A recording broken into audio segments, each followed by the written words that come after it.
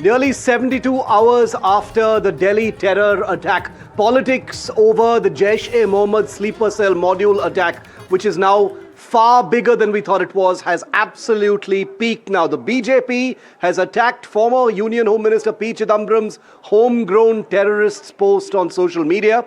Chidambaram on Twitter on Wednesday said there are two kinds of terrorists: foreign-trained infiltrated terrorists and homegrown terrorists, something he has said before.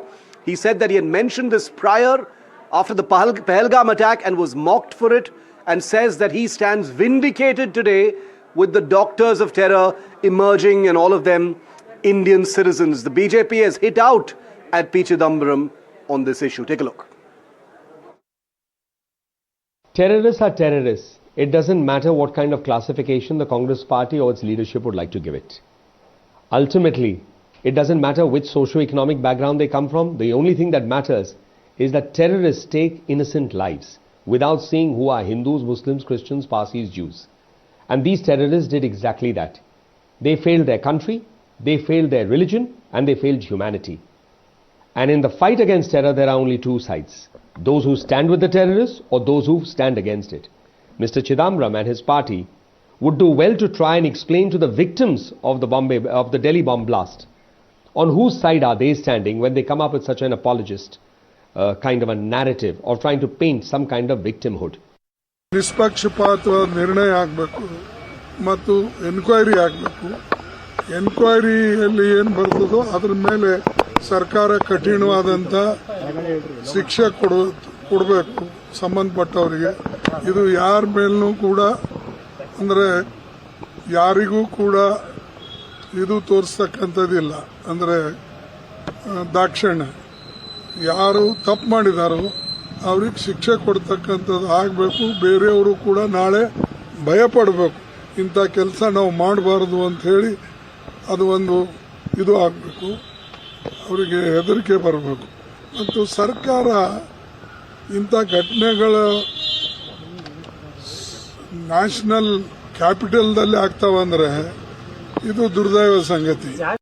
Islamabad बाद प्रायोजित दो दहशतगर्द दरिंदे हैं, उनका जो दरिंदगी है वो पूरे विश्व के शांति के लिए, सौहार्द के लिए और समृद्धि के लिए खतरा बनी हुई है. और इस जल्लादी जुल्म और जुर्म के जो जानवर हैं और इन जानवरों का जो जंगल है उसे जमींदोज करना जरूरी है. चोट आतंकवादियों को लगेगी, अलगाववादियों को लगेगी तो चीख इस तरह के जो है वो प्रायोजित प्रवक्ताओं की दिखाई पड़ेगी. आप जो है कब तक आतंकवाद और अलगाववाद के प्रायोजित प्रवक्ता की भूमिका निभाते रहेंगे? आप राष्ट्रीय सुरक्षा के मुद्दे पर जब देश एक सुर में बोल रहा है, एक साथ बोल रहा है खड़ा होकर, तो आप जो है वो किसी और के सुर में सुर मिलाते हुए दिखाई पड़ रहे हैं. देश के प्रधानमंत्री जी का भाषण हम लोगों ने सुना जो भूटान में दिया, कि भारी मन से उन्होंने कहा कि इतनी बड़ी घटना देश में हो गई और उन्होंने आश्वासन दिया है कि जो भी दोषी हैं उनके खिलाफ कार्रवाई होगी. सरकार जो दोषी लोग हैं उनके खिलाफ कार्रवाई करेगी. लेकिन सवाल वही खड़ा हो जाता है कि इंटेलिजेंस फेलियर क्यों हो रहा है, ये घटना क्यों हो रही है. तो इंटेलिजेंस फेलियर किसकी जिम्मेदारी है? सरकार को सबसे पहले तो जो इंटेलिजेंस डिपार्टमेंट उसे खत्म कर देना चाहिए, उसके अधिकारियों सब पे कार्रवाई कर देनी चाहिए. देश के पूर्व गृह मंत्री पी चिदम्बरम साहब, आखिर कांग्रेस पार्टी को हो क्या गया है? आतंकवाद की भी नई परिभाषा, स्वदेशी आतंकवादी, विदेशी आतंकवादी.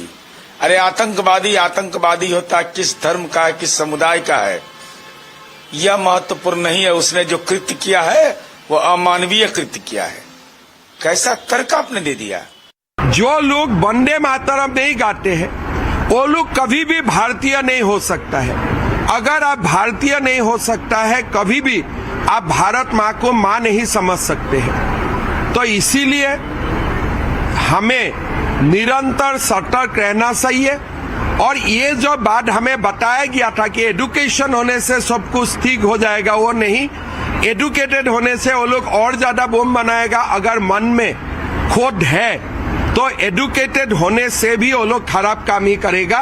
एजुकेटेड होने का गारंटी ये नहीं है कि वो अच्छा काम ही करेगा. जम्मू कश्मीर का हर बाशिंदा आतंकवादी नहीं है. जम्मू कश्मीर का हर बाशिंदा आतंकवादियों के साथ भी नहीं है। ये चंद लोग हैं जिन्होंने हमेशा यहां अमन और भाईचारे को बिगाड़ने की कोशिश की है।